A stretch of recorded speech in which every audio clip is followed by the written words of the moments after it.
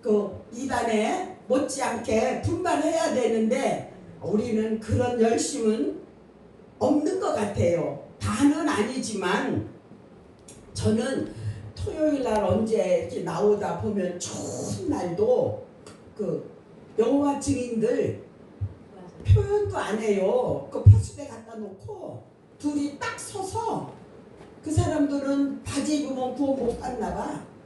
치마 입어야 되는데 이 추운데 치마 입고 구두 신고 서 있어요. 계속. 근데 날이 추우니까 이렇게 가만히 내가 보니까 이렇게 돌아가더라고. 두 명씩 남자 두 명이 섰다가 이제 아마 몇 시간에 이렇게 텀이 있나 봐요. 언제든 보면은 남자 두 명이 있다가 한참 지나다 보면 여자 두 명이 있고 이렇게 이제 막 시간으로 텀을 해서 이제 하나 봐요. 그래서 야, 저 사람들 이렇게 추운데도 그 사람들 구원을 해야 구원을 받는다고 그러니까 이렇게 저기 정해진 시간을 채워야 된대요. 그래서 저 사람들은 진짜 비진리인데도 저렇게 열심히 하는데 우리는 진짜 진리를 가지고 있는 자들도 그렇게 열심히 안 한다 이런 생각을 좀 하면서 부끄러운 생각도 들기도 합니다. 그들은 바울이 자신들을 대할 때는 경비하나 떠나서 편지로 대면할 때는 담대하다고 바울이 멀리서 그들에게 편지를 쓸 때는 용감함을 보이지만 그들을 대하면은 애처로운 겁장이가 된다는 뜻입니다.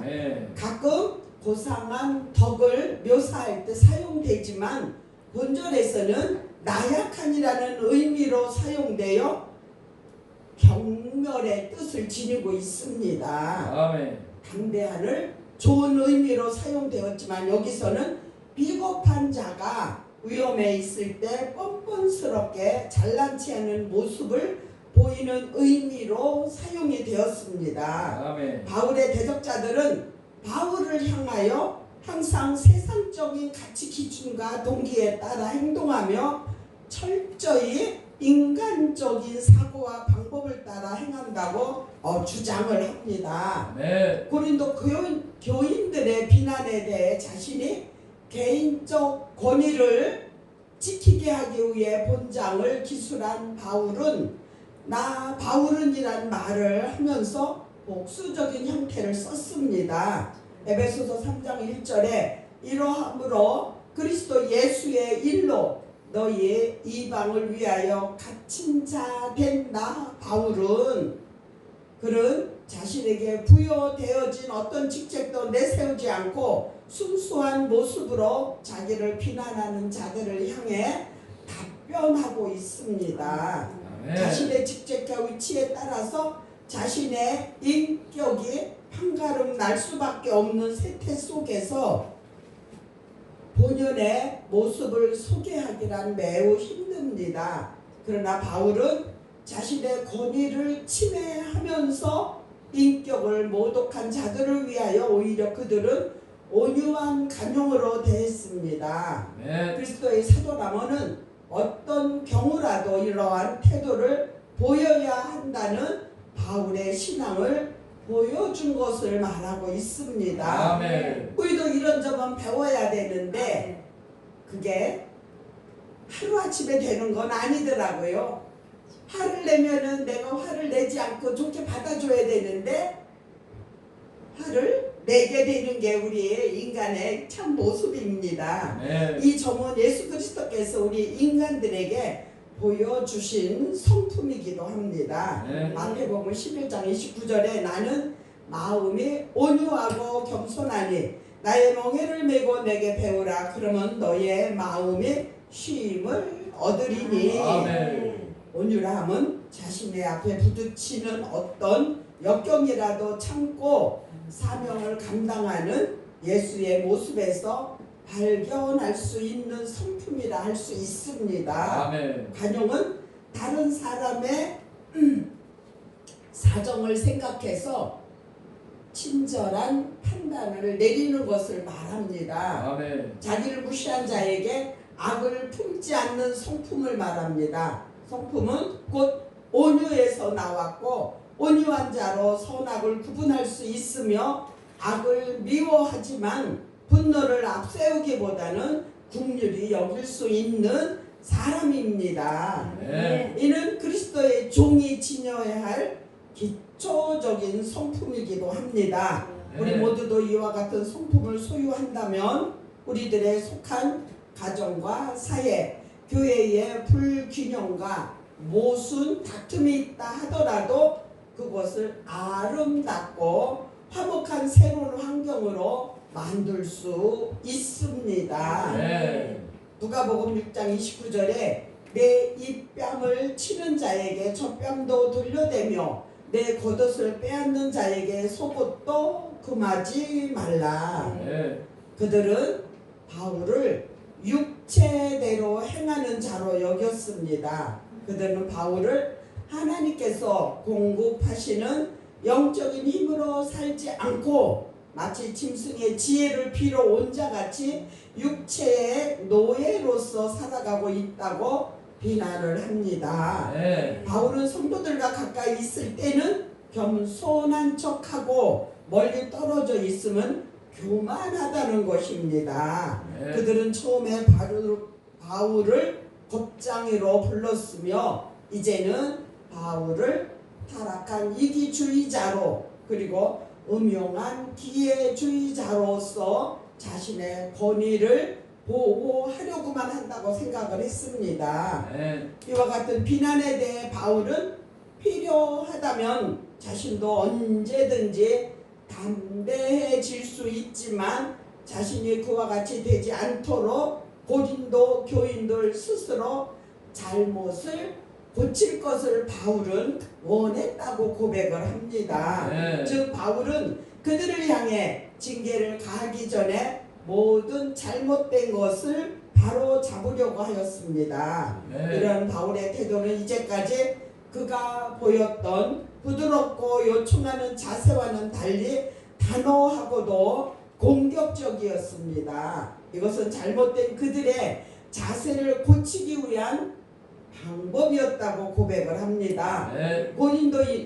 그리스도인은 자기에게 도전해 오는 문제를 해결함에 있어서 어떠한 형태의 폭력도 사용해서는 안 되지만 악에 대하여 단호한 태도를 취하는 것은 절대적으로 필요합니다. 이것도 좋고 저것도 좋고는 안 되고 죄는 과감하게 잘라버려야 하고 그렇게 그냥 물에 물 탄 듯 술에 물 탄 듯 이렇게 하면은 안 된답니다. 왜냐하면은 나약한 온유는 오히려 악의 행동을 방조할 뿐이기 때문입니다. 바울은 자신은 비록 육체를 입고 있지만 육체대로 싸우지 아니한다고 말합니다. 자신도 인간의 연약성을 초월하지 못하며 죄 많은 성품과 불건전한 충동 밑에 살고 있지만 사도의 직분을 수행함에 있어서는 결코 인간의 재능을 의지하거나 인간적인 목적을 위해 일하지 않았음을 강조합니다. 하나님의 은혜로 구원받은 자라 하더라도 육체적인 목적을 위해 일하지 않았음을 강조하는 말입니다. 하나님의 은혜로 구원받은 자라 하더라도 육체적인 소욕으로 인한 실수를 범할 수는 있습니다. 인간이 지닌 연약성은 동시에 한계이기 때문입니다. 이 한계성을 인정하고 하나님의 도움의 손길을 간구하는 겸손이야말로 이 땅에서의 진정한 승리를 얻게 할 수 있게 해주는 원동력이기 때문입니다. 이 세상의 삶이 험하고 힘들어도 하나님의 나라가 이 땅에 실현되도록 그 나라가 속히 임하기를 바라는 마음으로 살아가는 삶이 곧 성도의 삶이라 하겠습니다. 우리의 삶이 되어야 합니다. 견고한 진은 하나님께 대항하는 모든 악한 세력과 지적, 교만 등을 가리키며 하나님에 의하여 강하게 되는 것, 하나님 보시기에 강한 것, 하나님을 위해 강한 것을 의미합니다. 바울은 인간의 재능과 능력으로 싸우는 것이 아니라 하나님에 의하여 되어진 하나님을 위한 초자연적인 능력, 진리, 사랑으로서 싸우는 것이라고 말하고 있습니다. 아멘. 우리는 우리 속에 잠재해 있는 죄의 세력들을 우리 스스로 제어할 수 없을 뿐 아니라 앱으로부터 오는 죄악의 세력들을 방어해낼 수도 없습니다. 우리가 날마다 승리하기 위해서는 오직 하나님과 더불어 교제하며 그분께서 제공하시는 힘과 지혜를 소유해야 합니다.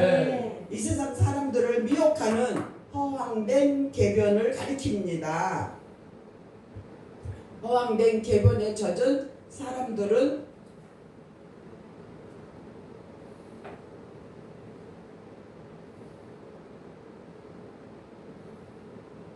자신들만이 이 세상의 진리를 모두 깨친 것처럼 교만히 여겨 하나님을 대적하게 됩니다. 하나님의 능력은 이처럼 미혹에 빠진 인간의 어두운 눈을 뜨게 하여 잘못된 이론들을 깨우치게 합니다. 어리석은 인간들이 복음과 접하게 될 때 인간의 모든 사고와 사상들은 그 빛을 잃고 그리스도께 복종하지 않을 수 없습니다.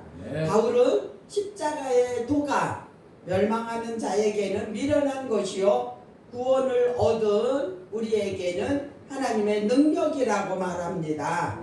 고린도전서 1장 18절에 기록된 말씀입니다. 우리가 인간의 지성을 절대적으로 무시하는 것은 아닙니다. 하나님의 강력은 인간의 지성과 감정마저도 지배하는 능력으로서 이 세상 사람들로 하여금 존재의 이유와 의미를 발견하게 하고 생각하게 하며 움직이게 하는 힘이 있습니다.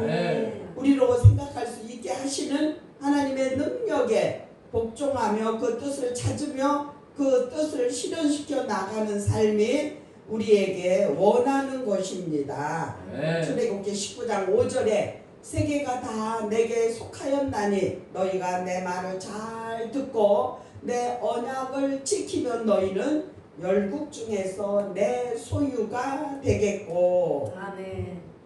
바울은 자신의 영적 싸움에 육체의 병기가 아닌 하나님의 병기를 사용하며 효과적으로 대처했습니다. 육체를 자랑하며 육체의 병기들로 싸우려는 사람들은 실패할 수밖에 없습니다.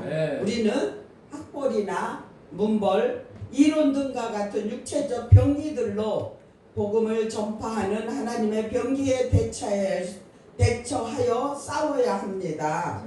바울은 하나님께 권세를 받은 사도였음에도 거스리는 자들이 복종할 때까지 기다리고자 했습니다. 법을 사용하는 것이 필요하지만 반드시 좋은 것은 아닙니다. 하나님께서 죄인들이 회개하고 돌아오기를 인내하며 기다리시듯 교회와 지도자들도 이렇게 인내하며 기다려야 한다고 성경은 기록을 합니다. 그리스도의 목적이 영혼들을 구원하는 데 있었듯이 교회의 목적도 이와 같기 때문입니다. 기다려줘야 되고 인내해야 되고, 바울은 사도의 직책을 가지고 있으면서도 인간의 권위 대신에 주님의 관용으로 행하고자 힘썼는데 이는 그가 겸손한 마음의 소유자였음을 잘 가르쳐 줍니다. 익은 벼가 고개를 숙이듯이 은사의 분량이 많을수록 성도는 겸손해져야 합니다. 우리의 주님이신 그리스도께서 자기를 낮추고 겸손히 행하셨다면 그분의 종이 된 우리가 어떻게 행하여야만 할 것인지 분명하게 드러나는데도 많은 사람들이 자기를 높이고 또한 나타내려는 유혹에서 벗어나지 못하고 있습니다. 하나님 언제나 겸손한 자의 편에 서시며 그들에게 은혜를 베풀어 주십니다. 아멘. 그러므로 성도들은 무슨 은사가 있고 어떤 위치에 있든지 마음을 높이지 말고 겸손히 행하도록 힘써야 하겠습니다. 네. 아멘. 바울은 자신에 대해 불손하고 거스리는 사람들에게 분을 내거나 저주하지 않고 도리어 온유함으로 대처했다고 성경은 기록을 하고 있습니다. 아멘. 온유한 마음이란 부드러운 마음, 따뜻한 마음을 가리키는데 이것을 주님의 마음이기도 합니다. 네. 지도자가 쉽게 노를 바라거나 분을 내는 것은 지도력을 발휘하는데 도움을 주지 못한다고 성경은 기록을 하고 있습니다. 네. 부드러운 마음을 지닌 사람이어야 삐뚤어진 영혼들, 그릇 행하는 사람들을 바르게 인도할 수 있습니다. 아멘. 출애굽의 지도자 모세는 온유함이 모든 사람보다 더 승했으므로 주어진 책임을 다할 수 있었다고 아멘. 성경은 기록을 하고 있습니다. 이 말씀이 저도 엄청난 찔림을 받네요. 어떻든 상대가 어떻게 하든지 간에 내가 온유한 마음으로 품어주고 감싸주고 그러면 되는데 아멘. 저도 그게 안 돼요. 저는 또 뭐라고 그래요? 이제 제가 저 나름대로 합리화를 하는 거지요. 받아줄 수 있는 거야 받아주지. 나는 그렇게 합리화를 하잖아요. 근데 여기 말씀은 아니잖아요. 온유한 마음이란 부드러운 마음, 따뜻한 마음을 가리킨다고 그랬잖아요. 따뜻한 마음이고 온유한 마음은 그 말을 내가 받아들이고 소유하면 되는데 아직도 덜 돼서 그게 잘 안 돼요. 미워지고. 그러니까 그게 나의 본 마음인데 언제나 될지 어떻게 해야 돼요? 하나님한테 기도해야 돼요. 아멘.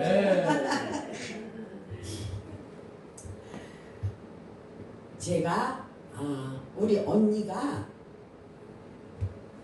처음에 이제 첫 아기를 낳았어요. 그러니까 이쁘잖아요. 그러니까 이제 자주 보러 이제 갔어. 그 조카 애가 처음에 이제 딸을 맞이로 딸을 낳는데, 근데 걔가 크지도 않았는데 내가 가서 이제 뭐라고 그랬나봐. 이제 세월이 많이 가서 잊어버렸는데, 근데 나한테는 사돈 할머니지요. 우리 언니 시어머니니까. 내가 걔한테 하는 얘기를 듣고 할머니가 하시는 말씀이야. 이모는 애를 어른 다루듯 한대. 내가 말을 뭐라고 그랬는지 그때는 잊어버렸는데, 저는 우리 딸을 둘을 길렀거든요. 근데 우리 애들은 엄마 말은 법이에요. 어쩌고 이유를 못 따라. 나는 엄청 싫어해. 이유 달지 마. 그러니까 엄마가 하는 말은 다 맞는 말이니까 핑계 대지 말고 이유 대지 말고 따지지 말고. 근데도 지금 생각하니까 그래도 그때 나름대로 그래도 만든 소리를 했나 봐요. 아멘. 요새 애들이 다 우리 애나 남의 애나 다 똑똑하고 그러잖아요. 근데도 반항하지 않고 잘 따라와 줬어요. 아멘. 근데 저는 많이 강해요, 개인적으로. 왜요? 지네 아빠가 우리 애들을 이렇게 무섭게 교육하잖아요. 그러면은 당신이 친엄마 맞네, 개모지. 아빠가 그 소리까지 들으면서도 나는 그게 안 되더라고요. 내가 아이들을 양육하는 교육 방법이 내가 가지고 있는 거기 때문에 아빠가 그러고 남편에게도 타협이 안 되더라고요. 그 언젠가는 아이들이 많이 컸어요. 컸는데 나는 그렇게 당신이 애들한테 무섭게 하는 것도 싫고 엄하게 하는 것도 싫대요. 그래서 내가 당신 나 학원 보내줘야 돼. 쟤네들을 레벨에 맞춰서 교육을 시키려면 내가 남편한테 하는 소리였어요. 학원 보내줘서 배워야 되는데 나 학원 안 가고 내가 스스로 알아서 교육하잖아. 남편도 나 못 이겨. 나 이길 사람은 하나님밖에 없다고 그래. 그래서 가끔 이렇게 이제 강하다 보니까 이런 말씀이 있으면은 하나님 앞에 조금 이제 부끄럽고 그래요. 그리고 나는 희한하게 이 성경 찬송을 겉뚜껑도 보지도 못한 상태에서 어떻게 복음을 받아가지고 예수를 믿기 시작했는데 하나님이 하신 일이죠. 뭐 제가 아무것도 모르는데 뭐를 알아요. 하나님을 아주 나는 일찍 만났어요. 뭔지도 모르고 하나님의 말씀을 주시니까 내가 하나님을 만난 걸 알지요. 그때는 그게 이제 잘 몰랐는데도 근데 그때 하나님이 날 보고 뭐라고 그래요? 많이 강하지. 하나님이 강한 새가 부러진다. 근데 나 아직 안 부러졌나 봐요. 아직도 강해요. 그래도 지금은 그래도 많이 그래도 좀 많이 나아졌어요. 왜? 자녀들이 내 앞에 없으니까. 우리 작은 딸이 엄마가 목회를 하면서 많이 유해졌대요. 그래서 그래 네가 엄마 밥 안 먹고 네 신랑 밥 먹잖아. 그러니까 엄마가 그렇게 터치할 일이 없잖아요. 내 밥 먹을 때는 내 안에 있으니까 내가 교육을 해야 되니까 그냥 무섭게 하고 독하게 했지. 근데도 하나님 편에서는 아직도 아닐 겁니다. 그래서 저한테도 숙제예요. 어떻게 하면 진짜 많은 사람을 다 내가 품고 다 받아들일 수 있게 될지 그렇게 됐으면 저도 좋겠습니다. 근데 얼른 안 되는 것 같아요.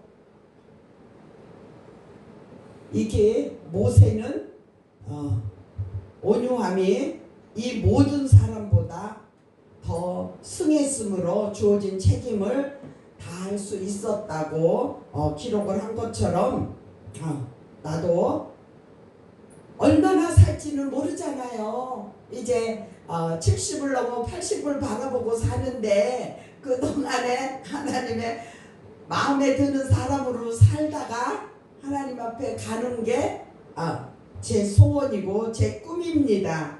우리 모두도 이런 사람이 되기를 예수 그리스도의 이름으로 축복합니다. 기도드립니다. 좋으신 하나님, 주의 은혜를 감사를 드립니다. 하나님께서 우리를 택하여 하나님의 종으로 삼으셨음에 하나님의 영광을 드러내기 위해서 우리를 부르신 하나님의 뜻을 이루어 드릴 수 있는 우리 모두가 될 수 있도록 성령 하나님 인도하시고 역사하여 주시옵소서. 감사하며 예수 그리스도의 이름으로 기도드리옵나이다. 아멘. 아멘. 정선아 목사님 좀 해주세요. 뭘? 이거